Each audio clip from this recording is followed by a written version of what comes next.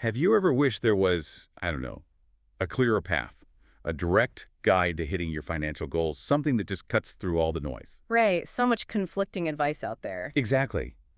And what if getting wealthy wasn't really about luck or even just talent, but maybe followed like a set of precise rules, predictable ones? Mm-hmm. Well, today we're doing a deep dive into a really intriguing set of sources, all centered around this one book that makes exactly that claim, The Science of Getting Rich by Wallace D. Wattles. Published way back in 1910, believe it or not. Yeah. So our mission today is to unpack the core ideas, get a feel for the historical context, and, explore why these concepts, over a century old, are still presented as maybe timeless truths for your journey to abundance. And it's important to remember we're here to understand and distill these ideas, not necessarily endorse them. We're just exploring Wattles' framework. Absolutely. So what kind of book are we actually talking about here? Well, the excerpts we have presented as a practical manual, definitely not just theory. It's aimed at people who wish to get rich first and philosophize afterward. Get straight to the point, huh? Pretty much, it offers conclusions of science as a basis for action. And the promise is, well, it's bold. Take the statements on faith, act on them, and every man or woman who does this will certainly get rich, for the science herein applied is an exact science, and failure is impossible. Wow. Okay, exact science. Yeah. Like algebra or arithmetic, he says. That's Yeah. a really strong statement for something like wealth creation. It is. So what does he actually mean by this certain way of doing things? How can getting rich be like math? Well, what's fascinating is how Wattles argues that owning money, owning property, it all comes from doing things in this certain way. Okay. He says it's not really about your environment or innate talent or even just saving money or picking the right business. That seems counterintuitive to a lot of standard advice. It does. He points out that you see rich people and poor people living side by side, often doing the same jobs. So for him, that proves success comes down to how things are done. The method. The method. It suggests this universal law, like causes always produce like effects. Do things this way, get this result. So if it's not about being in the right place or having some amazing talent, what's the underlying reality, according to Wattles, that makes this certain way even possible? Is opportunity really, available to everyone? It often doesn't feel that way. Right. And that brings up a fundamental point about his view of reality itself. He states, everything you see on Earth is made from one original substance out of which all things proceed. One substance. Yeah, he calls it the formless stuff or original substance. Think of it as this single intelligent cosmic material. Everything comes from it. Okay. And crucially, he emphasizes it's intelligent, it's alive, and it's always impelled toward more life. Towards growth, expansion. Exactly. So his conclusion is, no one is kept in poverty by a shortness in the supply of riches. There is more than enough for all. He says the visible supply is huge, practically inexhaustible, and the invisible supply truly inexhaustible. So the universe itself wants abundance. That's the idea. He calls it a great living presence, always moving inherently toward more life and fuller functioning. Okay, this is where it starts getting really interesting. If everything stems from this thinking stuff, then what's our part in all this? How do we attract riches from it? This is central. Wattles declares, thought is the only power which can produce tangible riches from the formless substance. Thought itself. Yes. He asserts that a thought in this substance produces the thing that is imaged by the thought. And critically, man can form things in his thought, and by impressing his thought upon formless substance, can cause the thing he thinks about to be created. So our thoughts literally shape reality, or at least draw things from this substance. That's the core of it. It's built on what he calls the monistic theory of the universe. The idea that one is all, and all is one. Everything's connected. It's all part of this single thinking substance. Okay, so it's about what we think, but maybe more about how we think it. He talks about thinking in the certain way. What does that actually mean? He says it's thinking truth, regardless of appearances. Right. And that sounds simple, maybe, but he calls it the hardest work in the world. Why so hard? What's a practical example? Well, he gives some powerful ones, like to think health when surrounded by the appearances of disease, or to think riches when in the midst of appearances of poverty requires power. Yeah, that's tough. Going against what you see right in front of you. Exactly. Because the truth, the abundance, the health, is contrary to the immediate appearances. And to cultivate this power, he says, gratitude is absolutely essential. Gratitude. How did that fit in? He says the whole process of mental adjustment and atonement can be summed up in one word: gratitude. Apparently, gratitude unifies the mind of man with the intelligence of substance.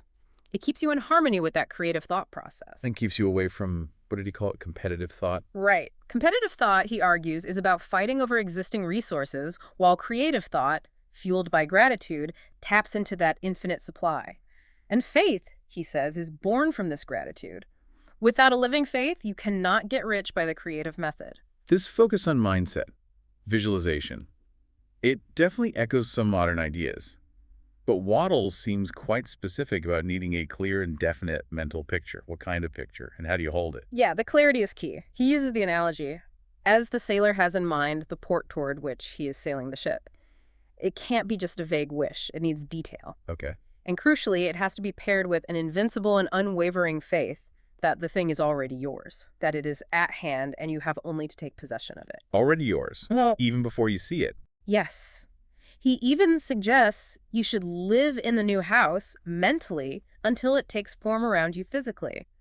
This isn't just daydreaming. It's about having a fixed purpose and the steadfast faith. He mentions praying without ceasing. Right, which he interprets as holding steadily to your vision with the purpose of bringing it into reality and the absolute faith that you are doing so. So the mindset, the belief, the vision, it's all paramount.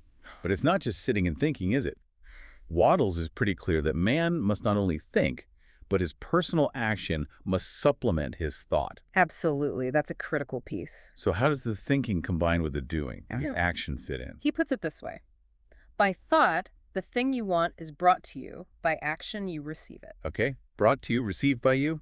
Makes sense. Yeah. He emphasizes your riches aren't just going to magically appear, mine themselves, refine themselves, coin themselves, and come rolling along the roads. Huh, right. Would be nice, though. Wouldn't it? But no, you have to arrange your own business affairs that you may be able to receive it when it comes to you. Which involves practical steps. And you mentioned something about value. Yes, a key ethical principle for him, providing more in-use value than the cash value you take from others. Okay, giving more value than you get paid for, that sounds generous, but maybe not like standard business advice.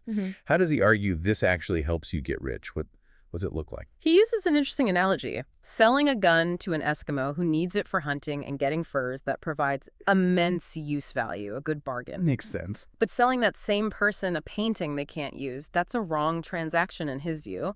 So his point is, if you are selling any man anything which does not add more to his life than the thing he gives you in exchange, you can afford to stop it. Wow, pretty direct. So it's about ensuring your work genuinely benefits others more than the money they give you. Exactly. It's about creation and contribution, not extraction. And for employees, he suggests working for a company or organizing your own so that it's filled with the principle of advancement. Everyone who wants to should be able to advance. A progressive workplace, essentially. You could say that. And the crucial advice underlying all action is to act now. Don't wait. Act in your present situation, your current job, your current environment, and use that as the springboard to something better. Okay, act now, provide more value. It all sounds very focused on the individual creating their own path. But Wattles does mention the world struggle for the high places. What's his take on competition? Should we be trying to beat others? Yeah, that's a really important distinction he makes, the competitive versus the creative mindset. Okay. He strongly advises you must get rid of the thought of competition. You are to create, not to compete for what is already created. Create, don't compete. Right. Don't try to take anything away from anyone. Don't drive sharp bargains by cheating or manipulation. That's a high bar. What about big business figures? He mentions Rockefeller, Carnegie. He calls them unconscious agents of the Supreme who organized production, which was necessary. But he argues their riches, being secured on the competitive plane, are ultimately never satisfactory and permanent. So the goal isn't just wealth, but wealth obtained in a specific creative way. Precisely. Become a creator, he says, in such a way that when you get it, every other man will have more than he has now. It's about adding to the total pool, not just rearranging slices of the pie. That's a very optimistic view of economics. It is. He emphasizes, know that the money you need will come, even if it is necessary for 1,000 men to be led to the discovery of new gold mines tomorrow. Trust the inexhaustible supply. Okay, that sounds incredibly positive, almost foolproof if you follow the steps. But, life happens. What about obstacles, setbacks, things that look like total failure? How does this science handle that? Yeah, that's a fair question, and Wattles offers some pretty strong reassurances on that front. What about? He states, quite definitively, no possible combination of circumstances can defeat a man or woman who is proceeding to get rich along strictly scientific lines. No possible combination. That's bold. Very. And if you do experience what looks like a failure, he interprets it differently. He says it's because you have not asked for enough, keep on, and a larger thing than you are seeking will certainly come to you. So failure is just a sign to aim higher. Essentially, yes. Or a redirection towards something better that's coming. He also strongly advises you to guard your speech. Don't talk about yourself or your affairs in a discouraged way. Maintain the positive outlook, no matter what. Right. The attitude should be that the world and your situation is constantly becoming, moving towards greater good, greater riches. So it really is about controlling your mental environment just as much, maybe even more, than your physical one.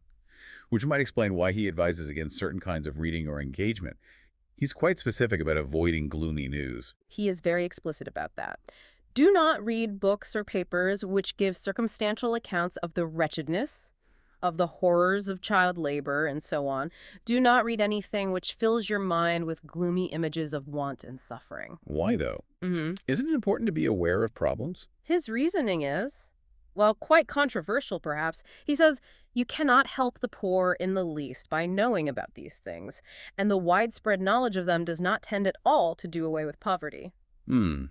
So focusing on the problem doesn't solve it, in his view. Apparently not. Instead, he argues, the only way in which poverty will ever be banished is by getting a large and constantly increasing number of people to practice the teachings of this book. Basically, create more wealth through this method. Become part of the solution by becoming wealthy yourself, creatively. That seems to be the logic. He even advises very little reading outside of certain authors and tells people to postpone your investigations into the occult. The main thing is to avoid anything that could shake your purpose, dim your vision, or quench your faith. Keep the mental focus pure. It's quite a disciplined approach. Now, the book itself, you mentioned 1910. It has an interesting backstory, doesn't it? Something about Wattles himself. Yes, the editor includes a letter from Wattles' daughter. It reveals he actually lost a good position in the Methodist Church because of his heresy, presumably these ideas, and apparently faced years of poverty and the fear of poverty. Wow. So he struggled himself before figuring this out. It seems so. According to his daughter, he only really turned things around when he started applying his own principles. It adds a layer of, well, lived experience to the theory. Definitely. So how do these ideas, over 100 years old, still resonate? Why do they remain relevant for people today? Well, the editor, Tony Mays, tackles that directly in the foreword and afterward. He basically says, truth is still truth. What was true then is still true today. The principles are timeless. That's the argument. Mace notes Wattles used masculine language, biblical examples, because of his context as a Christian man in 1910. But the principles themselves are presented as universal, like gravity working regardless of your religion or background. And Wattles' daughter mentions his supreme faith in this master intelligence. Right. That underlying belief seems key. I think the enduring appeal probably comes from how direct and actionable it feels, combined with that focus on individual power and, well, a fundamentally positive creative outlook. That makes sense. Now, the editor, Mace, also provides a study plan, an 8-step plan.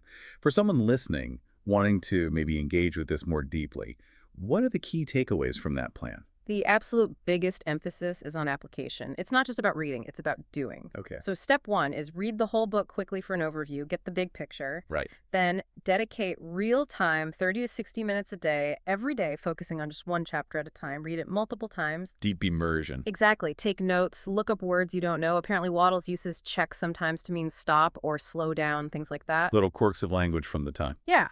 And most importantly, for each chapter, write down specifically what you're going to do to apply what you just learned. Make it concrete. Actionable steps again. Always. It also stresses listening for those flashes of inspiration, ideas that pop into your head, gut feelings, interpreting those as the formless intelligence communicating with you. Paying attention to intuition. And the final piece of advice is really the summary of it all. Apply what you learn from each chapter before going on to the next one. Don't just accumulate knowledge, use it. So it's been quite a journey through this. We've explored Wattles' really bold claim that getting rich is an exact science, Rooted in this idea of a universal thinking substance, driven by focused thought, unwavering faith. and then brought into reality through deliberate, efficient, and importantly, ethical action. Yeah, it definitely challenges a lot of conventional thinking about wealth, about competition, even about how we should view or address poverty. It really does. And maybe to leave you with one last provocative thought, straight from Wallace himself. Okay, let's hear it. He says, "You may be the poorest man on the continent and be deeply in debt. You may have neither friends, influence, nor resources. But if you begin to do things in this way, you must infallibly begin to get rich. For like causes must produce like effects." Wow, a powerful promise and maybe a powerful question for you to consider. What certain way might you begin to embrace today to create the life you truly desire? Something to think about for your own deep dive.